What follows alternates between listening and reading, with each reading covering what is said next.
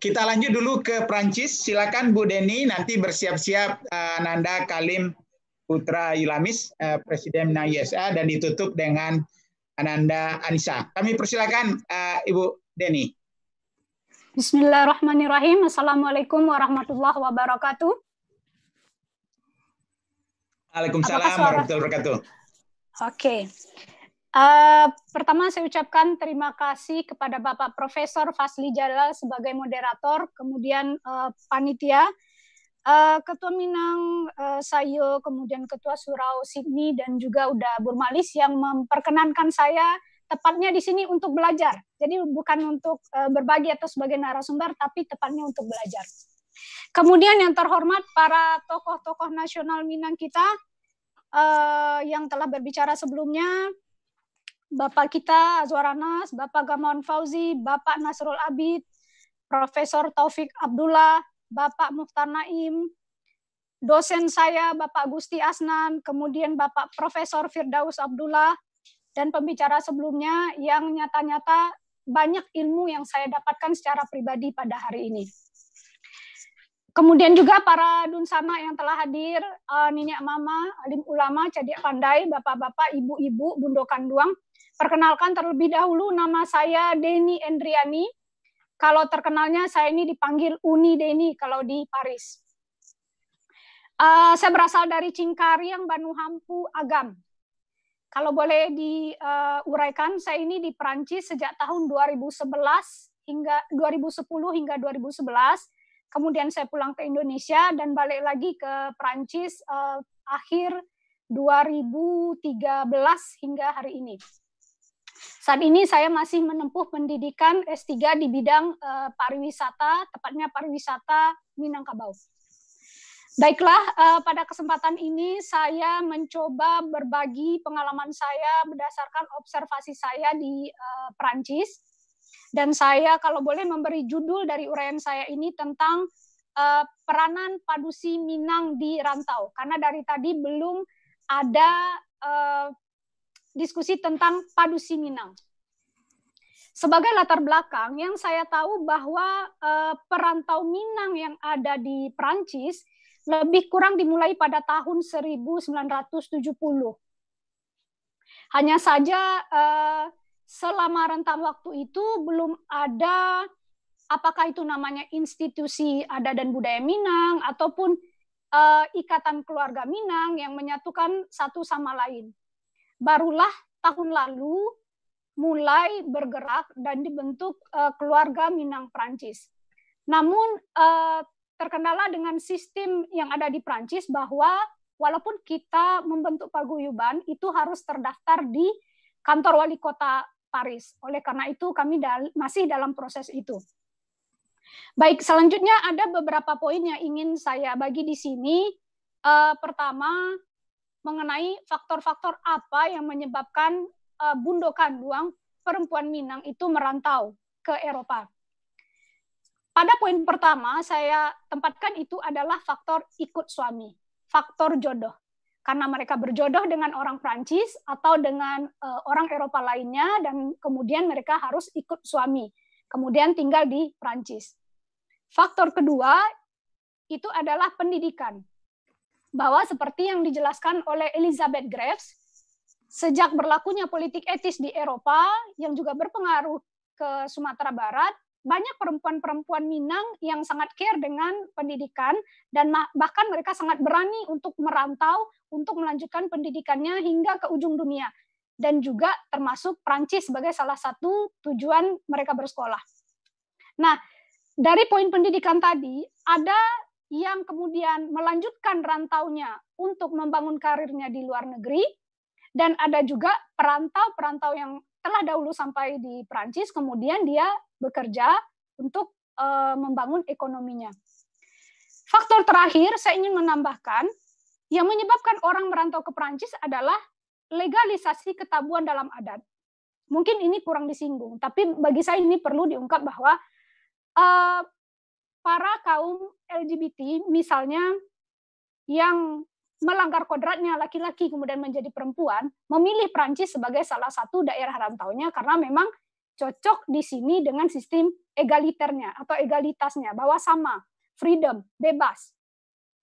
Itu tadi faktor-faktor yang bisa dikatakan menyebabkan orang merantau ke Prancis. Kemudian yang kedua, bagaimana interaksi para perantau perempuan itu di Prancis? Bagaimana bentuk interaksi para perantau Minang tadi di Prancis? Kita cukup bangga bahwa para bundo gandong yang ada di Prancis, pertama tetap memakai bahasa Minang kalau bertemu. Kemudian yang kedua, tetap memakai pakaian baju kurung atau pakaian adat pada acara-acara tertentu. Dan yang ketiga, tetap mempertahankan masakan Minang.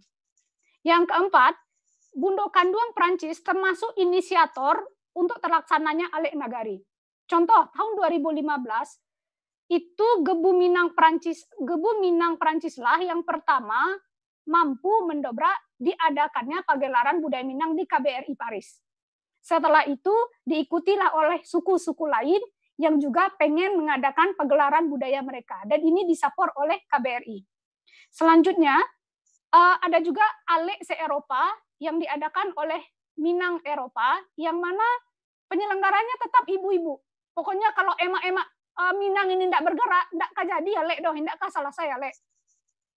Poin ketiga, saya ingin melanjutkan bagaimana sih hubungan agama dan budaya di Prancis. Bagaimana mengembangkan agama Islam di Prancis, bagaimana orang Minang mengembangkan budaya di Prancis.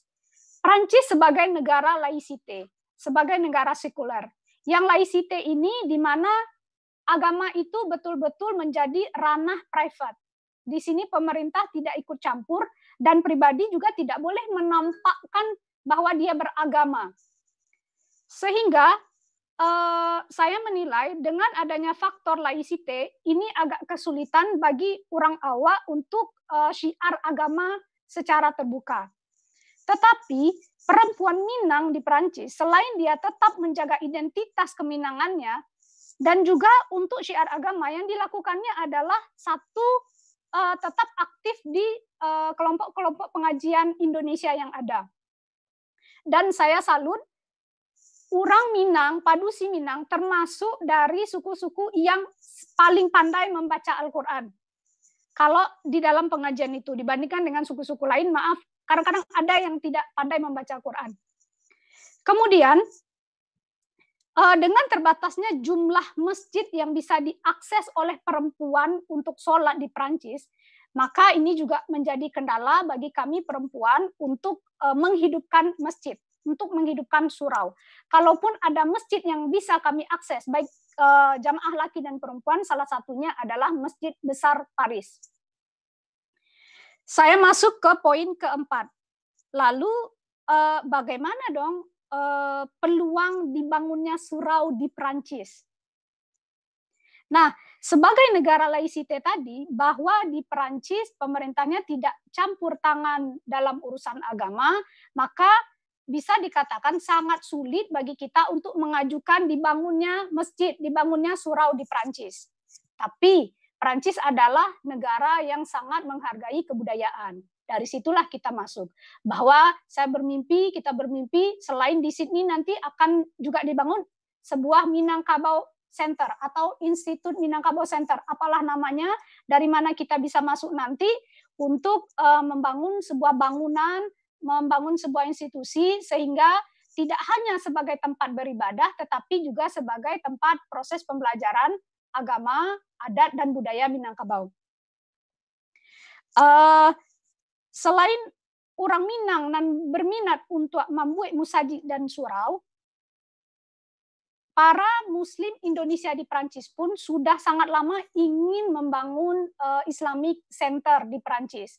Bahkan ketika masih ada ekspatriat total, itu sudah mengumpulkan dana, sudah ada dana sekitar 10.000 lebih euro, hanya saja sampai kini masih terkendala dengan proses administrasi.